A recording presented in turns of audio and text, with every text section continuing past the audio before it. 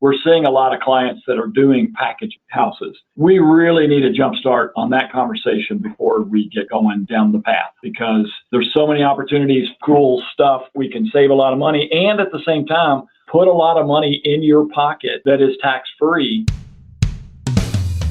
You're listening to 5 Hour Real Estate Week, where you'll learn to consistently buy real estate in only 5 hours a week. So if you're ready to invest in real estate, achieve financial freedom, and own the lifestyle you deserve, even with your job, this is the show for you. Now, here's your host, Mike Butler. So it is a tax-deferred exchange, not a tax-free exchange. First of all, let's talk about capital gains taxes. If I own a property and live in it as my primary residence for at least 2 years, and I go to sell it, then there are taxes that are not going to be collected because it was my primary residence. If I net $250,000 in gain as a single person or $500,000 a gain as a married couple, then I do not pay any capital gains tax on the sale of my house. If I sell an asset that is not my primary residence, and if I owned it for less than a year, then I will be taxed for short-term capital gains tax, which is going to be whatever my tax rate is what I'm going to pay taxes on. So if I've owned it for less than a year, that's short-term. If I own it for more than a year, then it's long-term. If it is a long-term, meaning more than a year, then it will be currently the tax rate for long-term capital gains tax. For federal, it's 15% for most people that aren't super uber rich.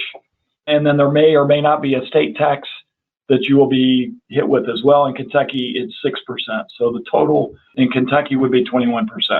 Now, if I owned an asset that I purchased with the intent of keeping it, and I in fact did keep it for at least a year, then I have the ability to do a 1031 exchange. And a 1031 exchange is a way for me to defer the payment of the capital gains tax until down the road. So there are 2 money rules, and those money rules are I've got to go up or even in sales price and up or even in equity. A lot of people ask the question, well, I made $112,000, so I've got to go spend $112,000, correct? No, that's not correct.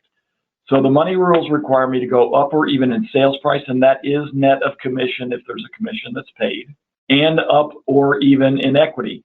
It oddly has nothing to do with how much gain I had.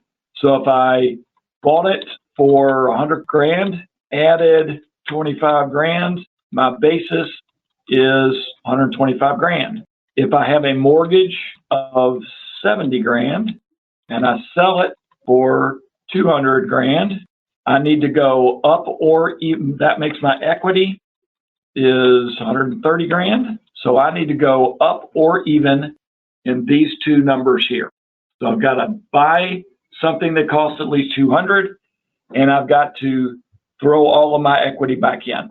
Now, these are soft rules. When we talk about the timing rules are very firm rules, but the money rules are soft, meaning if I don't want to reinvest to $200,000 and I want to go on, for example, the world's greatest vacation, then I'm going to take my tax rate, my long-term capital gains tax rate, which again in Kentucky would be 21%, and I'm going to figure out what my world's greatest vacation is. So if I'm going to spend $10,000 on a vacation, then I'm going to take $10,000 times 1.21.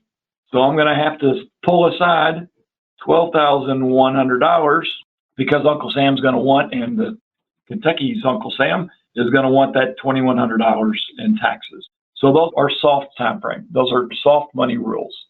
So I can break those rules. It's just the amount that I would be taxed on, and that I break the rule on is the amount that I would be taxed on. Any questions so far? Okay. So my timing rules are very, very, very, very rigid. My timing rules work like this. If today I close on the sale of my replacement property, I have 45 days to identify what I'm going to buy. That is a very short window. From today, I have 180 days to close on it, but I only have 45 days to identify it, which means that proper strategy and planning ahead of the game would make things a lot less rigid. For example, We did a consult with a lady that had literally owned a raw piece of land in my county, in my city, for 60 years. Her basis was effectively zero. When she got around to selling the property, she was going to sell it for $4 million. Her ideal investment was 40 $100,000 houses for rentals. 45 days to identify 40 residential houses in the $100,000 range would have been impossible. So when we worked with her on crafting the offer to purchase her $4 million farm, we stacked the deck in her favor. And by that, I mean, we put in the contract that her purchaser had to go firm and put down a substantial non-refundable deposit and give us an extra 90 days before it would close. So they did all their due diligence. They confirmed that they were ready to purchase. And then we got to sit with a pause button for 90 days before they could close. What that allowed us to do was to add 90 days to our 45 days. And now we had all the time that we needed to make our purchase and get under contract our 40 single family houses. Does that make sense?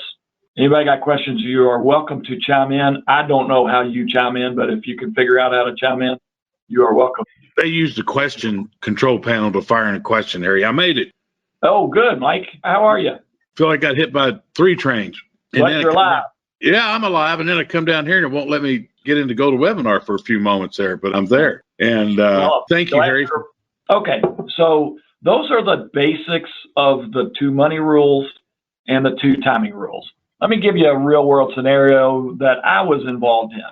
So I am I am a follower of the great Mike Butler, which means that my investment strategy mirrors Mike's pretty consistently, which means there's no right way or wrong way to be a real estate investor, but I'm a hit a single kind of a guy. I don't swing for the fences. I do what I know, and I do it successfully, which means I am mostly a single family guy. Not exclusively, but mostly. But we had an opportunity to purchase a commercially zoned piece of property that we were going to use as a short-term rental, aka Airbnb. How did I decide I wanted to do that? Well, I talked to Mike Butler because Mike had done it before I had. So I talked to Mike and his beautiful bride, Beth. We sat down, they educated me. I did one, it worked well. I was going to do another. So in my real world scenario, I had one house that we were going to sell for $225,000. And our second home, we were going to sell for $260,000. These are rentals, right? I'm sorry? Rentals and not residents? Rentals, correct. So that was a total of $485,000 that we were going to sell.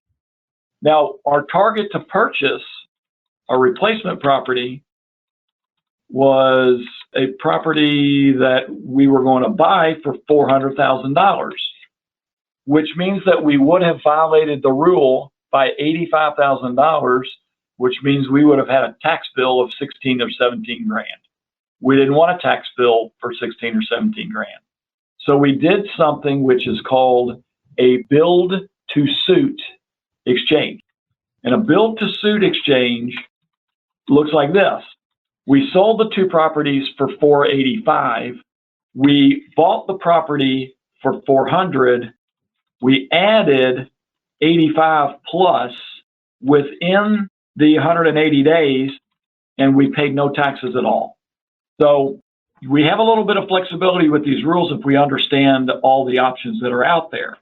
We can do a lot of cool things. So in our situation, we paid nothing in taxes because we spent our $485. We spent more, but we spent our $485 within the 180 days, which meant that we didn't have to pay taxes on any of the gain that we had.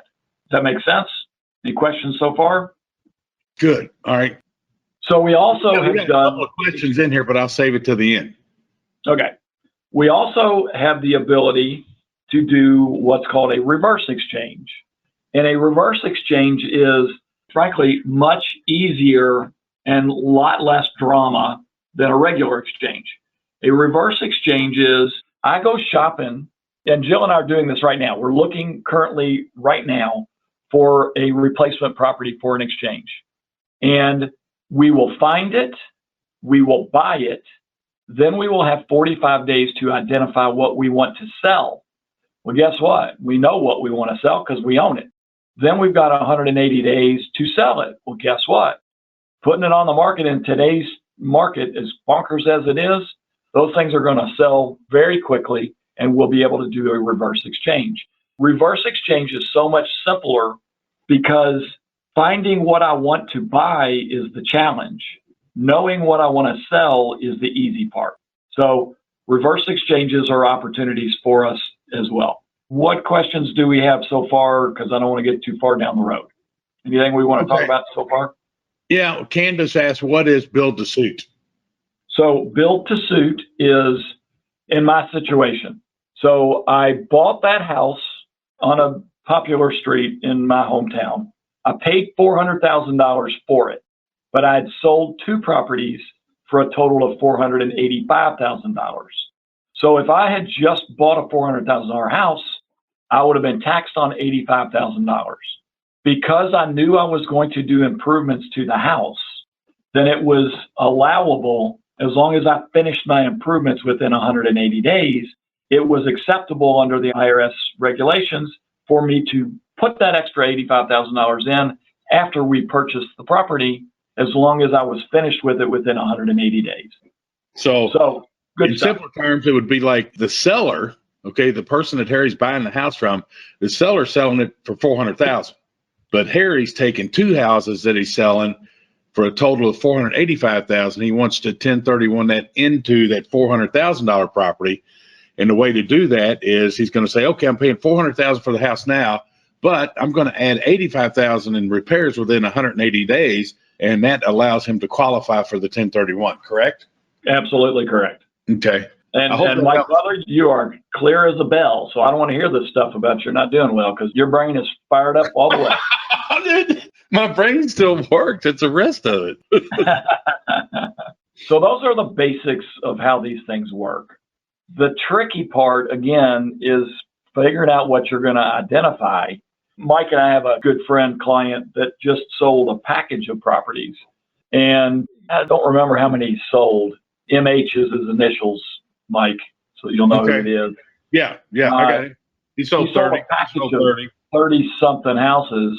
We cherry-picked which ones, and he sold them all to the same purchaser, which allowed us to manipulate purchase prices so long as they came out to be the same total.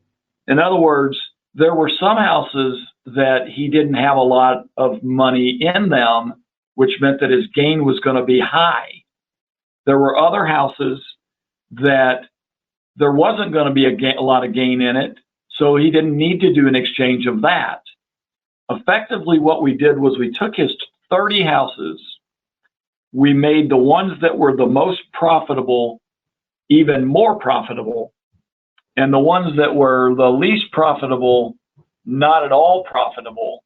And we were able to manipulate the numbers legally and ethically and morally and clearly under the IRS guideline. So rather than him having to exchange, for example, $4 million of real estate, we were able to carve it down so that on 50% of his houses, he didn't show any gain at all, which meant rather than him having to pull off a $4 million exchange, he only needed to pull off a $2 million exchange, because we worked his numbers so that half of his properties did not show a gain. Does that make sense, Mike? Did I say that okay? Yeah, absolutely. A couple of things, if I could interject here along the way, is remember the reverse exchange? Yep. Okay. I caution folks to please get a hold of Harry. He does these 1031s. Now, 1031s, you're going to say, well, is it legal in my state or in my town? The IRS operates in what states, folks? All 50, okay? So what Harry's talking about is IRS rules, okay? And there's one procedure called the 1031 tax-deferred exchange. So if you're thinking about, I really love the reverse 1031, but just like Harry and Jill, they're picking out, they're going to sell this house, sell 2 houses for $485,000. They have a replacement property that they've identified to do, let's say, a reverse exchange, even though in this training, he's mentioned build to suit. But let's say he identified, oh, I want to buy this. Now, which ones am I going to sell? Okay. Well, if you're going to buy that one and you know which ones you're going to sell, you got to identify those. Make sure that your price you want to sell them at is real. Okay. You can't overprice it and have it come in and blow up your 1031, and you don't want to underprice it because you'll lose some of the maximum benefit of it there. So there's a lot of intricate, creative ways to defer capital gains taxes. And do you have to be 60 years old to do it? Absolutely not. Okay. To qualify for 1031 exchange, doesn't have to be 2 years, Harry, so you could buy it in December, sell it in January. 2 years is you are safe within the IRS. The IRS will not question your intention for when you bought it if you owned it for 2 years or more. But if you owned it for less than 2 years and you changed your mind, but it was clearly intended at the time of the purchase to be held long-term, it still works. For example, Mike and I have another friend here in town. He bought a property in December. This was 5 or 6 years ago. He bought a property in December. He put a for rent sign in the yard. Somebody came to him and offered him $30,000 more than what he had paid for it. He wanted to do an exchange. We talked about it, and I said, you're safe as long as you can prove that your goal was to rent it. The IRS does not require you to make a bad business decision. So if $30,000 comes knocking on your door, you can take it. It's just we need to have conversations about it. So the quicker you can get me into the conversation, the better. Let me give you another weirdo example. Mike and Harry have an LLC, and we're going to sell a property, and Mike wants to do an exchange, and Harry wants to take his money and go home. Can we do it? We can, but we have to do some pre-planning before we put it on the market. So there's a lot of moving parts associated with this kind of stuff. We can usually get you through those moving parts, but the sooner you get me on a phone call or a Zoom call or a sit-down meeting, the greater the chances are that we're going to be able to make this a successful transaction. I just came up with a genius strategy. If you was going to build a house, would you just go to Home Depot, get some lumber and plywood and concrete blocks and go out there and throw one up? Or would you get a blueprint? Okay, well, Harry's the one that's going to craft your blueprint on how to do this. Do it the right way, because I'm not going to say there's so many moving parts. I'm going to say that Harry's the expert in that arena. Okay, I'm not an expert in that arena. I know enough just to be dangerous, but guess what I'm going to go to if I want to do 1031 even today? I'm going to get Harry to do my blueprint for me, okay, before I even start the process, because on some of these, you've got to include language in your purchase and sale agreement, a special phrase that has to be included for it to qualify. And Harry runs into that all the time. So somebody's bought something, and now they want to, no, somebody sold something, now they want to do 1031. Too late, Chuck, okay? Yep, and I get those calls all the time. Hey, I just sold a property, and I want to do an exchange. What do I do with all this money I got? You pay your taxes because it is too late. You take the money and you are not doing an exchange. So there's a lot of moving parts. And the IRS, one more thing on the IRS tax, I want to get clarification from Harry on this.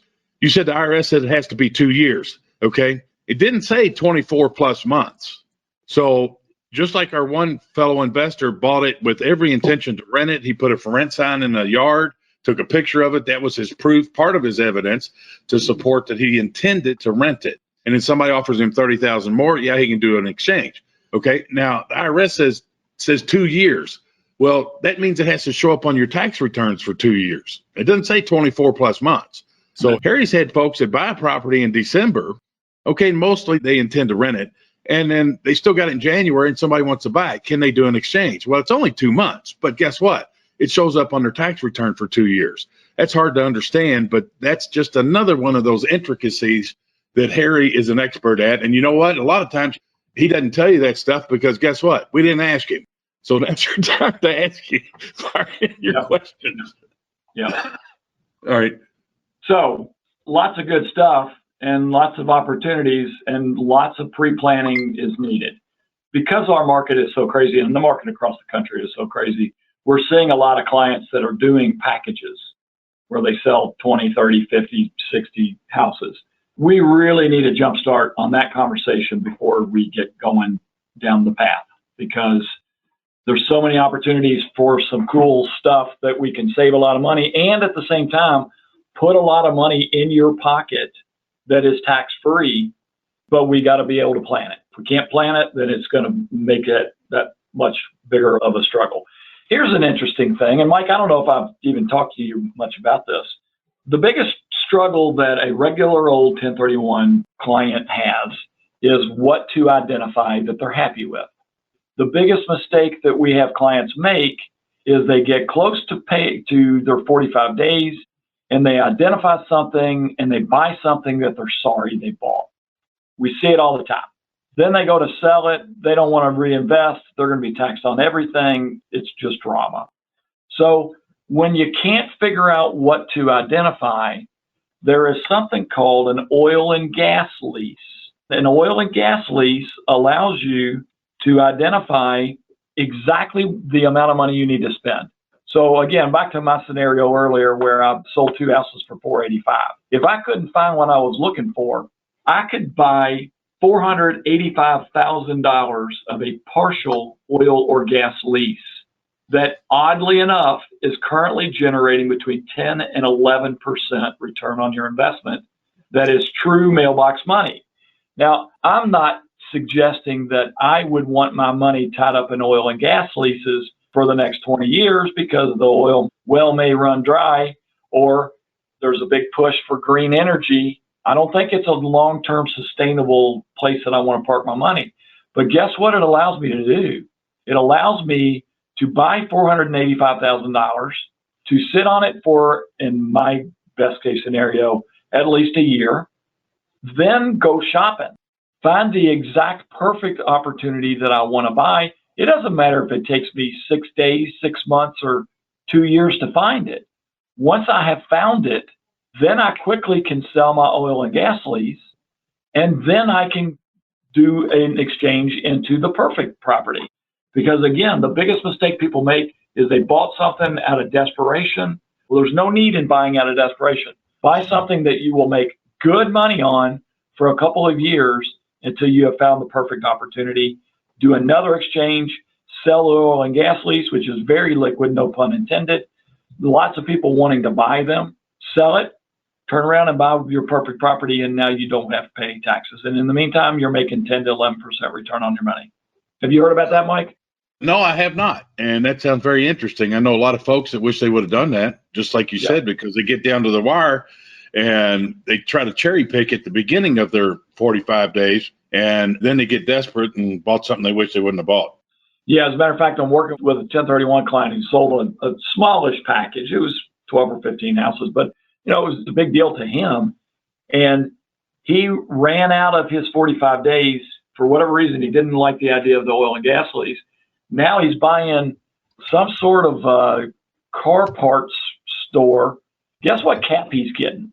Who knows? 4. Wow. 4. Wow. And had he not run out of time, he would have been able to find something that could give him a whole lot better than 4% because he was making a heck of a lot better than 4% on the investments that he had sold, but he ran out of his time. So yeah. Another thing they do in desperation is they pay too much. Absolutely. And thinking, well, I'm saving it on the taxes, so I'll do that. Got a couple questions if you're ready. I'm ready. Okay. We have Alvin says, what can be done if the property was purchased for $50,000, sold 2 weeks later for $120,000? Is it too late to lower the taxes? At the time that you bought it for $50,000, what were you intending to do with it? If you were intending to wholesale it or retail flip it or something like that, then there's nothing that can be done to avoid the taxes. Now, we can have another conversation on another day, and I'm sure Mike has discussed it before about CAMA plan and doing things in your self-directed Roth IRA or a 401k or a Coverdale Educational Savings Account. Those are perfect situations for paying no taxes, but that also requires some pre-planning. That requires that we get your account set up, we get your trust established, we get it funded. Then all that money that you're talking about making, $70,000, could all be tax-free, but it requires pre-planning because we can't do that on the fly. That's about a 2-week start-to-finish process to open an account with CAMA plan, to fund it, to create the trust, to get a tax ID number, to get a bank account, all that stuff takes about 2 weeks. You can avoid all taxes if you do your pre-planning. But as far as that property for a 1031 exchange, if your intent was clearly to rent it out and somebody made you a crazy offer, yeah, it might be worth taking a stab at it. But generally speaking, that 2-week time period, you probably can't get away with doing an exchange. Got a question here, Derek Bottoms. On a typical wholesale transaction, Harry, you don't pay capital gains, correct? Not correct. You do pay capital gains on a typical wholesale? As a matter of fact, you're going to pay, if we go up to this here earlier, you're going to pay short-term capital gains tax on a wholesale deal. And even though you didn't own real estate, even though you only sold a piece of property, the only property you sold was a piece of paper, it still is short-term capital gains tax, which means that it is your tax rate. So whatever your family's tax rate is, that's what you pay taxes on. Okay. And then he's got this. If you double close this, does that then bring capital gains into play? Same answer. If you do a double closing or you do an assignment of contract, either one of those would be short-term capital gains tax. Pretty cool. Okay. Just remember this, guys. When it comes to IRS stuff, I just survived a 3-year deep dive audit of everything I own. Okay. There are a lot of intricate, creative, I'm not going to say creative, let's say stuff that me and you don't know about that Harry does. Okay. And if it looks like a duck, walks like a duck, quacks like a duck, IRS is going to say it's a duck. So if you're a wholesaler and you've done 15 wholesale deals this year and you got one you're going to slide in on a 1031, I wouldn't do that. Okay. But if I do buy and hold and I've got 15 rentals and I'm going to do buy a house intending to rent it, and then somebody offers me 30,000 more, yeah, I'll do an exchange on that. So you're not going to find that in black and white anywhere in any IRS publication, but don't try to go past common sense, I guess, but do go past hairy borders. Anybody else got any questions out there? Got one about exchanging into overseas properties. You can do an exchange in any of the 50 states, and don't ask me why. You can do an exchange into Puerto Rico. You can't do an exchange into Virgin Islands, U.S. Virgin Islands, and you cannot do an exchange into any other foreign countries. So if you sell here, you cannot reinvest in another property that's out of the U.S. Here's one seminar that I took from Harry Borders that it was not his fault. It was my fault because I didn't ask him the question. If ABC LLC owns a property that you're selling that you want to do an exchange on and then have your 45 days, well, guess who the buyer has to be of your new property? The same owner. So I just sold a bundle of properties, probably, I don't know, 25, 30%, a little chunk. And guess what? Every piece of property that I owned was in a different name for privacy reasons, which is great. And I can help you out on that. So if you're selling, you got Harry selling in the chart that he's showing on the screen, look about 5 lines up. $225,000 for the first house he's selling, $260,000 for the second house he's selling, $485,000. Now, I assume that he has unique owners on each property, correct? Correct. So how are you going to take those unique owners? Let me clarify. I have unique owners as far as the deed reflects.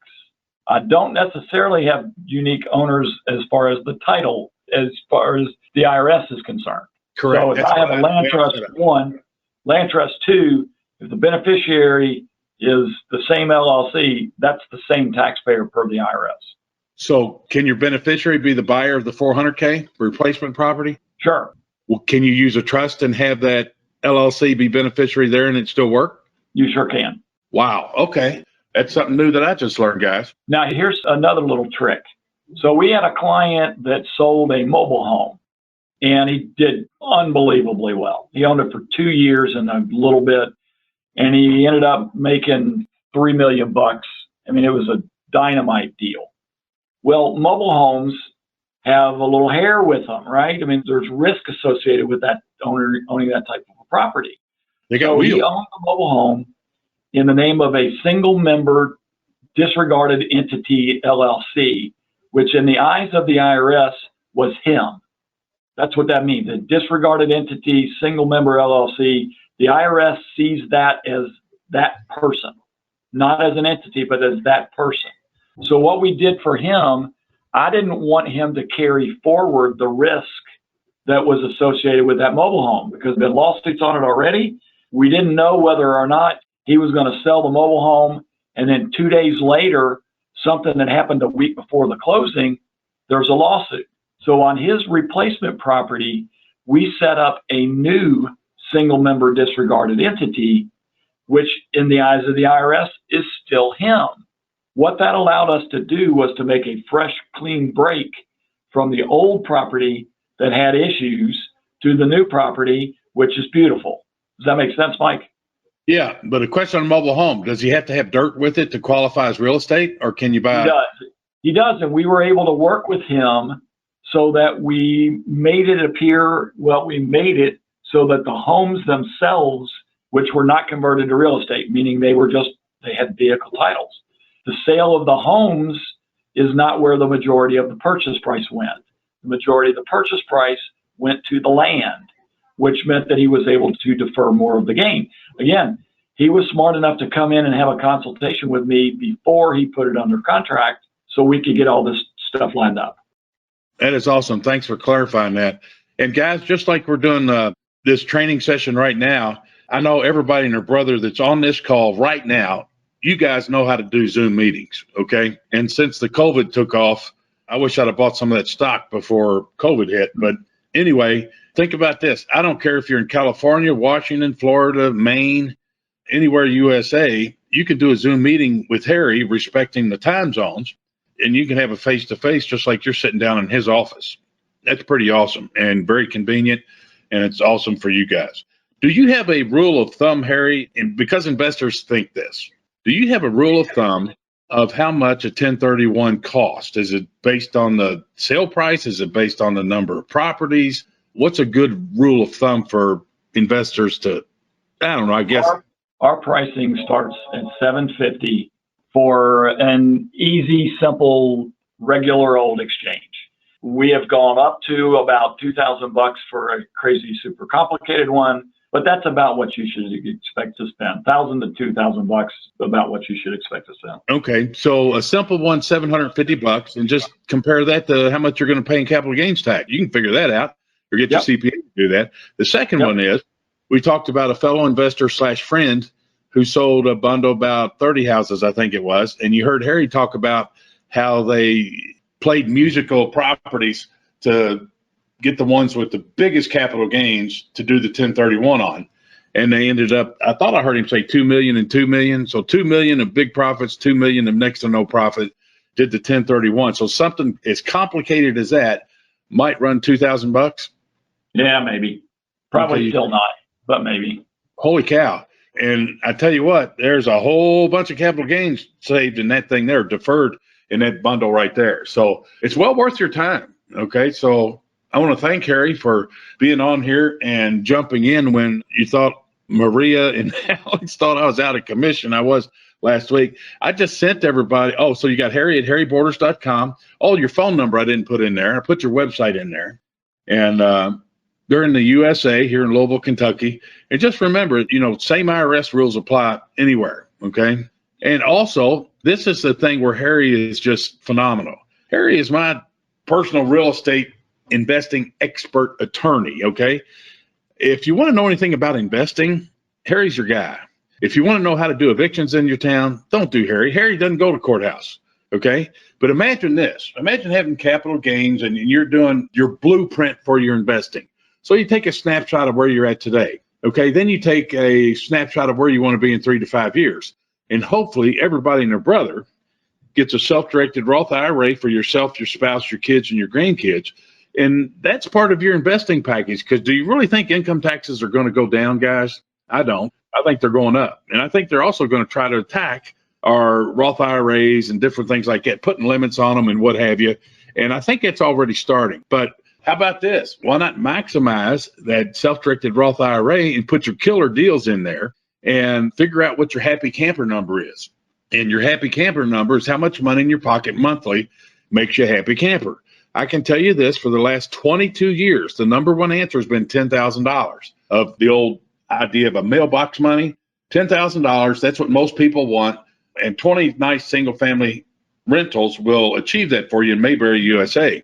And So if you can live on and do what you want, get up every day, do what you want, go play in the garden, go help people, do whatever it is you want to do, run your bowling league, whatever. If $10,000 a month does that, let me ask you this. Why in the world would you want to make an extra $200,000 a year and pay a higher tax rate on that? Take that $200,000, put it in your self-directed Roth IRA somehow.